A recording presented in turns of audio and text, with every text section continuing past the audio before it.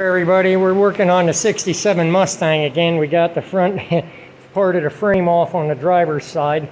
This is what the frame looked like. That's why we're taking it off and replacing it.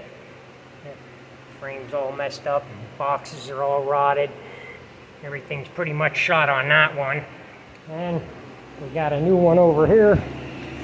We got a new one right there. That's what we're going to be putting on. Alright, so we'll have that cut out, cut it off there. We got the torque box in, got the seat rest, or the floor support in. We're using that to line everything up.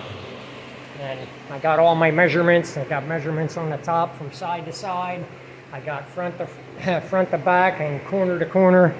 So we're gonna work on getting that put back in, and we'll give you another video once it's done. Thanks, bye.